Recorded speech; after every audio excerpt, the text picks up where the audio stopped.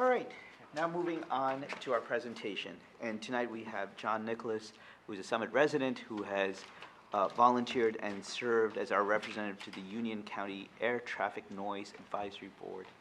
John, come on up and tell us what. Good evening, and thank you for the opportunity to speak before you tonight. I know that's a mouthful. Union County Air Traffic Noise Advisory Board. It's actually a board that's been in existence now for about 32 years, and I've just been asked to condense my remarks to keep it within just a few minutes. So certainly ask me any questions. Hopefully you got the material beforehand, which gave kind of an overview of what the board's really been up to and the focus and some of the recent activities. What I would say is, you know, just what is the board about? Really, the metropolitan airspace that we live in is among the busiest in the world, and the Union County Air Traffic Noise Advisory Board was really set up to help stay on top of any changes, or particularly with Newark Airport, that might impact us relative to noise. And we work with any of the 21 municipalities that have sent a representative we work with. And one of the things that I know when I first came to Summit, you kind of say, air traffic noise, really not an issue. And I don't think it's on most people's mind. Yes, with a helipad, that was something separate. But when you think about it for a minute, we live within 10 miles as the crow flies from Newark International Airport, the 17th busiest airport in North America. We also live in the most congested airspace in the country, given that we were next to JFK, LaGuardia, and Teterboro. And also, Newark's on the East Coast. Traffic tends to go west, and guess who's due west of Newark Liberty? That's us. To put this in context, just to give you a sense of the amount of activity that's going on at the airport, the Port Authority, who oversees the operations there, estimates that in 2019 there will be 457,000 flight operations. Now, a flight operation is a takeoff and landing. About 340,000 of those are domestic related, 75,000 or so international, 25,000 cargo related. United happens to be the biggest tenant there. I believe FedEx is number 2. The airport provides significant economic activity within the area. The airport alone employs about 21,000, is responsible for about 188,000 additional jobs in the area, about 10 billion in wages, and about 27 billion in economic activity in the New York, New Jersey metro area. So a lot going on there. As you might imagine, there's a number of constituents around the airport. So obviously the most important thing is safety, and how do you manage these thousands of activities every day in a safe way. But of course there's other priorities with some of the constituents. You think about the airlines. They're looking at keeping their routes as short as possible. The shorter you fly, the less costs you have. So they want to keep it easy that way. You also have environmental concerns, and you have technology going on it all at once. So there's really, you know, and I come back to us taking it for granted that there's no noise. That's really the result, and I'm not putting this all on our committee or council, but through volunteer organizations across the different municipalities or counties in New Jersey, also New York, Connecticut, and Pennsylvania to some degree, that have been very active in staying involved and working to make sure they understand what's going on with the FAA and any changes that might be happening. So there's another organization that's done a lot, is the New Jersey Coalition Against Aircraft Noise, but there's a number of other ones. But this isn't just luck or coincidence that it's pretty quiet around here. The other thing too that works somewhat against us is there's what they call a crosswind airport. It's 1129, so the main airports are runway 4 and 22. And just for those who may not be familiar with the nomenclature, the 4 and 22, they drop the zeros relate to compass headings. So it's actually the 40-degree radial, and then 180 degrees around is the 220. So if you're sitting in a cockpit looking at your compass and you're coming in to land on runway 22, you've got 220 is how you're steering the plane. So pretty simple, but there is a crosswind runway 1129. You know when that one's active because you'll see the planes coming in on final approach following Morris Ave. That means they're heading into land on runway 11, which is the 110 degrees, they're heading east. That runway is a smaller one and only tends to get used when there's either certain wind conditions or when there's certain activity where they need to offload some of the traffic that way. The primary thing driving which way aircraft land is wind direction. Planes generally like to take off and land into the wind. The prevailing winds are such that planes will take off on runway 22, which points them to the southwest, which, if they're then going west, would then have them go over Union County. Due to a lot of activity of our board in particular, there's been a number of mitigation steps that have been taken in working with the FAA. One of them, anyone who's flown knows when you take off on runway 22, they take a steep climb and then they turn to the left. Well, that's to get you over the non-noise impacted areas. That's where the tank farms are, the Costco, the industrial areas. And that's always been one of the goals of the committee, to try to keep that in place. Now, some of the things that have come along that we've had to deal with, and this results, you know, with technology, GPS and all of that, well, now you can pretty much fly a plane anywhere you want. And the FAA tried to introduce what they call dispersal headings. This was in the 90s. Come off the end of the runway, fly anywhere you want. And they have the ability to manage that, or so they thought. We actually ended up litigating with 11 other government entities and organizations back in the 90s to get that stopped, and it actually went to the DC Court of Appeals in Washington. Then AG, Attorney General, who's now Senator Rosenblum, was the chief litigant, but we were very involved in helping write that brief. We're very fortunate. We have a chairman by the name of Jerry Fader out of Westfield, who is a true expert on all of this. And if you ever see one person who's really responsible for making a difference, he's probably been doing it since the start. He knows it better than anybody, better than the FAA guys. He's been there. The continuity matters. When these changes happen, they take a long time. You're changing big organizations with the FAA. There's a lot of regulations. There's a lot of things that have to happen, and it's a slow grind, and you really have to stay at it. So, just see if there's a couple of other things. I just want to keep this kind of focused. You know, other areas where we've been involved, I mentioned the helipad earlier. We didn't take a position one way or another on that, but again, Jerry did testify during those on the noise implications of helicopters landing at Overlook. So we played a role there. There's other things going on right now. Again, the FAA is constantly looking, and it's an efficiency thing. You know, they're dealing with traffic in the tri-state area. How do we make it better, more efficient? Noise isn't always their top priority. They're right now looking at maybe reinstituting what they call a Metroplex type of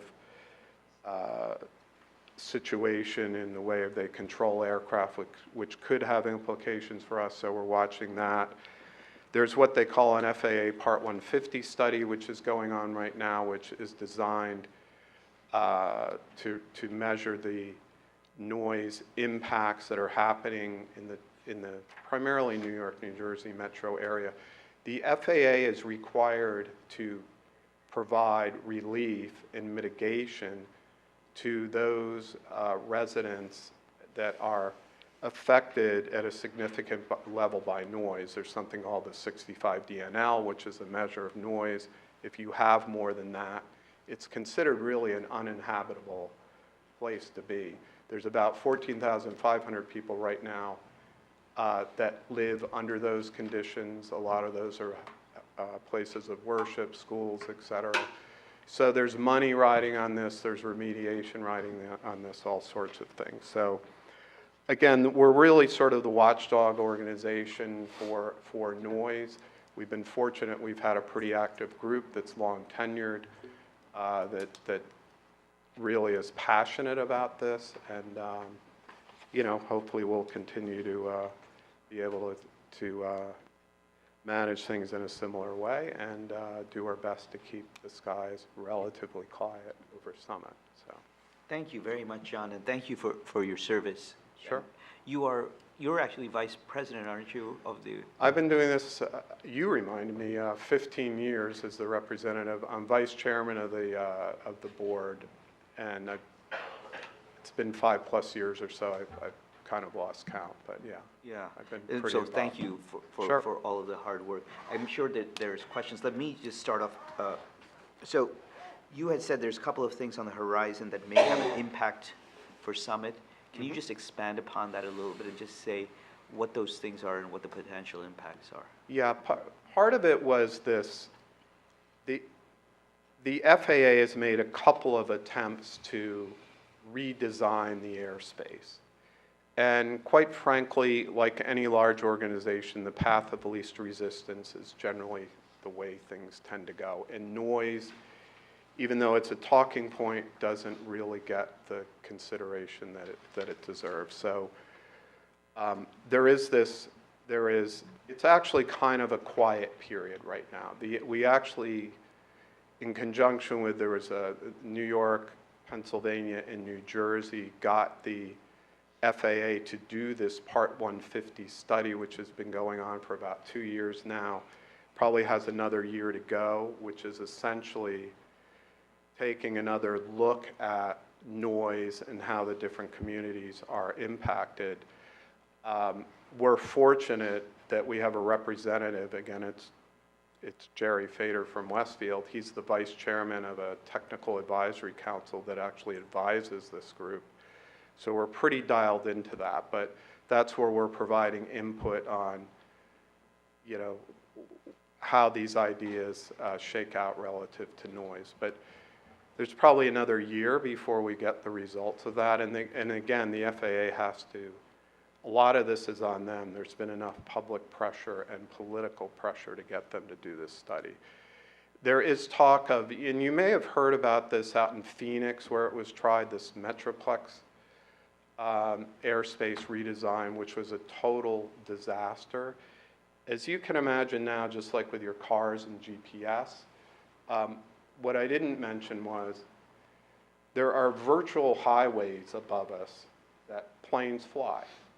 And a lot of those are set in, you know, those are set procedures. Everybody flies them. If you're coming in on 22, there's an approach. If you're departing, et cetera, et cetera.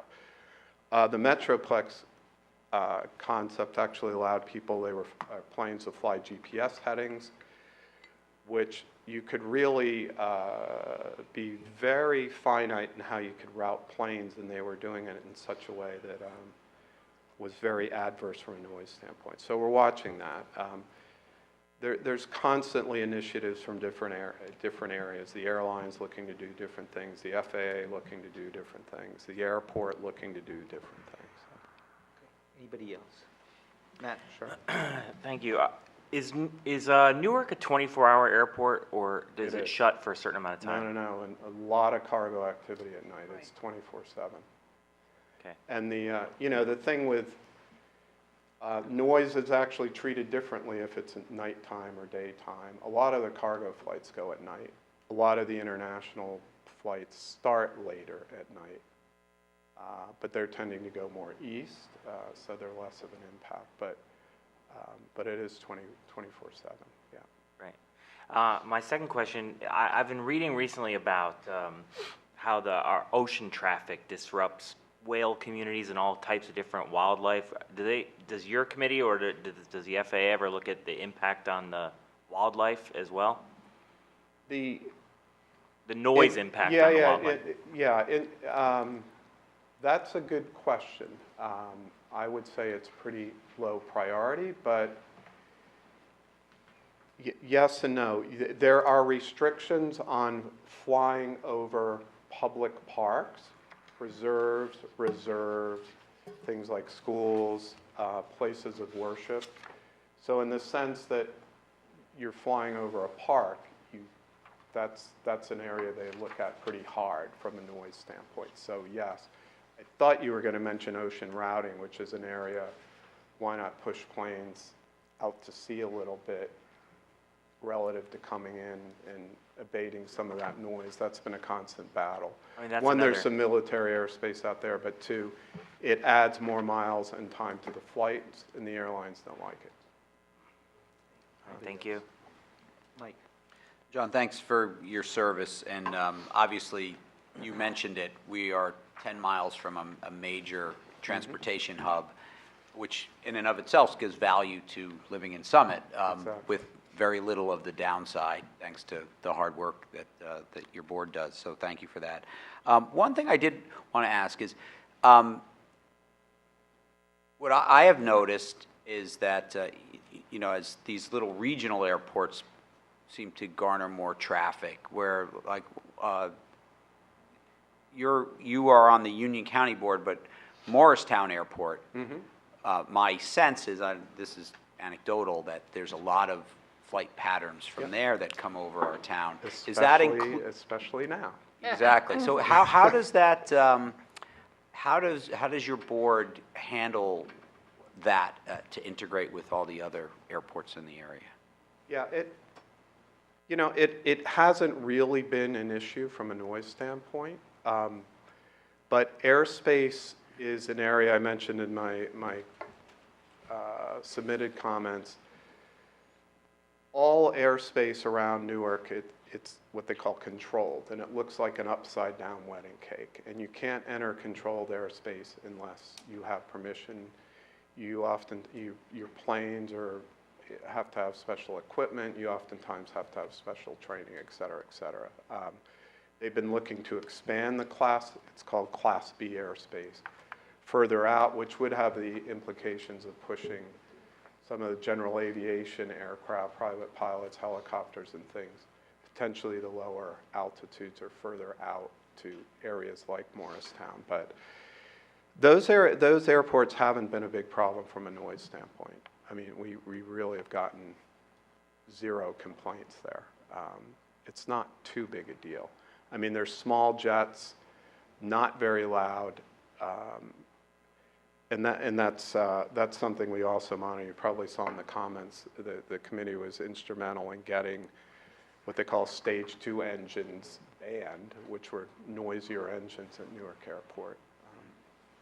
Wasn't the exact answer you were No, that looking was for, fine. but not a lot of comments there, so. Okay, well, that's a good- we pay that's a good thing. attention- We pay attention to it, though. Great. Yeah. Beth?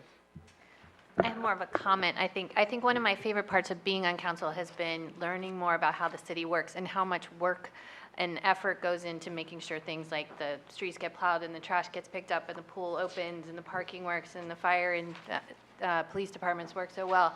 But I think this is really such a great example of that. I think if you weren't doing this great work and there weren't all these people working really hard to make sure that the noise complaints that the noise level stayed at a reasonable level, it would be something we would all notice and that we would all be concerned about. And the fact that it all does work so well is due to your hard work, and I'm sure we would all notice if you weren't doing it, and I'm sure it's nice that we have this opportunity to thank you and to realize how much effort goes into that, and we all really appreciate it, and I just wanted to say thank you again. Well, thank you, and it's really a lot of other people doing a lot of hard work, but Yeah. yes, thank you.